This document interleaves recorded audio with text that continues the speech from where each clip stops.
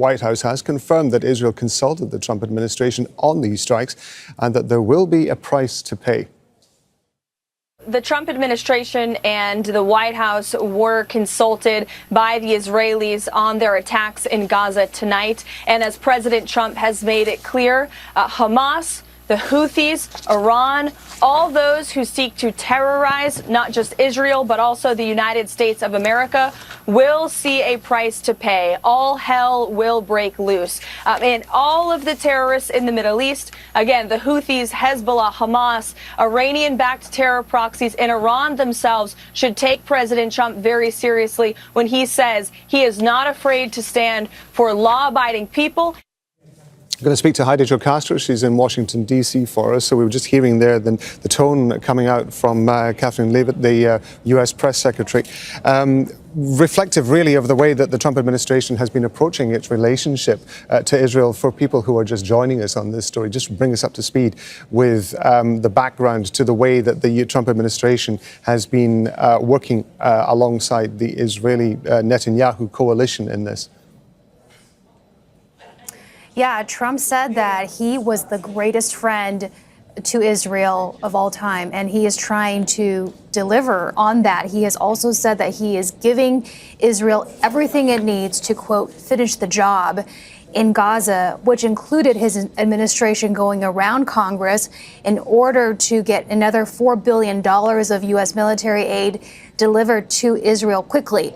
And we've heard that rhetoric that you just heard from the press secretary about all hell breaking loose on Hamas. We've heard that also spoken by the president as well. He said the exact same phrase 2 weeks ago when he was commanding Hamas to release all hostages. He said on his social media platform, or all hell will break loose. And he has made he hasn't tried to hide the fact that he thought that he didn't care, essentially. He said he didn't care if Netanyahu restarted the war. That was after the two met in the White House, Netanyahu being the first foreign leader invited to the White House since Trump came back into office. And we've also heard the ways that Trump has talked about Gaza, calling it uninhabitable, really just repeating about how it's in rubble, saying how the people there should leave. His idea of the U.S. then taking charge of Gaza and displacing all of the Palestinians who live there. Now, he's gone back and forth now on that idea, and most recently he said that he would not be forcibly displacing anyone, but it really does shed light on the way that he is viewing this conflict, which is very different than what the Biden administration had been expressing. You know, Biden tried to pressure Netanyahu to have a more humanitarian approach, or at least to try to minimize civilian casualties. There was a threat of withholding U.S. military aid to Israel, and Israel complied in some senses. It gave warnings prior to strikes, and it professedly satisfied some of the American demands to go about their war in Gaza in a more in a way that was not just a broad-based bombing. Well, the operation that we're seeing unfold now against Palestinians in Gaza seems to have happened with no warning. There's nothing. There's been no response from the White House or any other American official. But granted, it is close to it's past midnight now in the U.S. But no one has responded with any sorts of words of caution that previously under the Biden administration were given to Israel in these situations. So it's a very different landscape that that Netanyahu is now operating under, and perhaps feeling like he has more cover politically from a very friendly American administration that is unwilling to criticize him in any way. Heidi, help us out with some context here in terms of the ceasefire talks themselves. The U.S. Middle East envoy Steve Witkoff was in Doha just in the last few days or so for those talks. He had put forward what I believe is being known as a bridging proposal. Again, just for background, can you just bring us up to date with what that proposal entailed?